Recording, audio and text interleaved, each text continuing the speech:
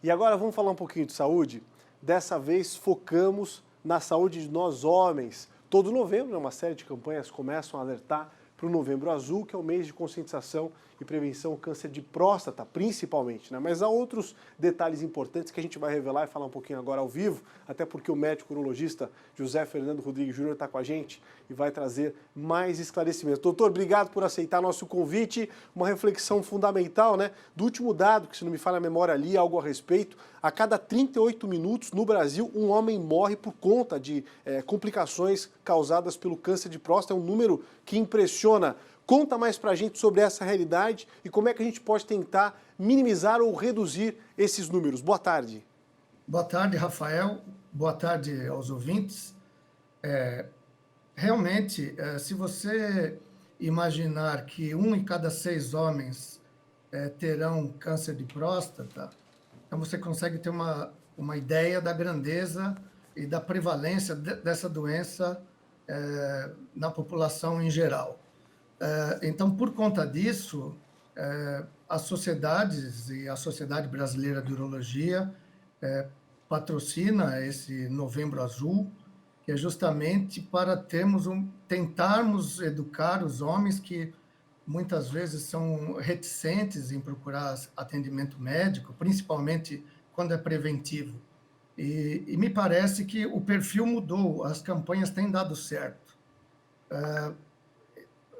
O simples estímulo da procura ao urologista para fazer um exame de próstata, hoje já deixou de ser um tabu. A procura espontânea dos homens cresceu muito.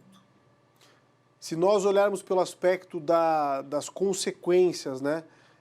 Como é que a gente tem caminhado nesse sentido? O Brasil hoje tem tecnologia para tentar reverter de alguma forma, se passou da hora de identificá-lo, quando o médico já identifica algo em estágio um pouco mais avançado, as possibilidades, elas são existentes ou realmente é difícil, fundamental, procurar justamente a questão do tratamento precoce?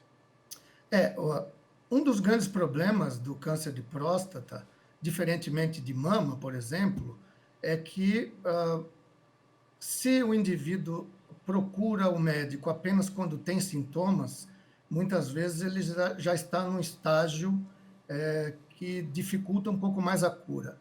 Então, a gente fala procurar o urologista para fazer os exames preventivos, na verdade não é um preventivo, é uma detecção precoce da doença, que nos permite tratar e curá-lo com um índice muito maior.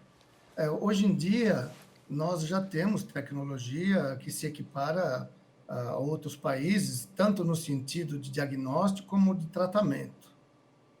Doutor, e quais são os principais sintomas? Algo relacionado com a urina, dá para perceber? Coloração, de repente dor?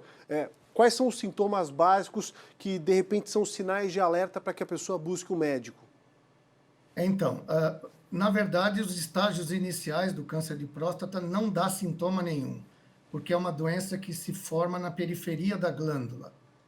Então, se o indivíduo procura o médico apenas pelos sintomas, ele pode ter passado do momento ideal de diagnóstico e de cura. Então, assim, só através do exame físico, do PSA e às vezes de outros exames, é que a gente vai detectar a doença na sua fase inicial. Doutor, só para deixar bem esclarecido, eu sei que o tempo não é muito largo, mas a partir de que idade os homens devem começar a procurar regularmente para justamente se detectar alguma coisa se precisar ser detectada? Em média, 50 anos de idade. Agora, nós temos que dividir em subgrupos. O grupo dos homens de raça negra e o grupo dos homens que têm parentes diretos com câncer de próstata, ou seja, pai ou irmãos, esses dois subgrupos têm que começar a avaliação aos 45 anos. Por quê? Porque nesses dois subgrupos a doença tende a se manifestar precocemente e de maneira mais agressiva. Agradecer a presença do doutor urologista José Fernando Rodrigues Júnior, trouxe mais esclarecimentos sobre esse momento importante de reflexão, né? De repente, de ida ao médico, você que está acompanhando a gente por aqui, com a certeza de que ao longo do mês de novembro faremos mais produções também para alertar sobre a importância de buscar um médico especialista para falar sobre isso e, claro, fazer os diagnósticos assim que necessário. Obrigado, viu, doutor? Boa tarde para todos. Boa tarde, até uma próxima. Até. É sempre bom, né? Alertas nunca são demais.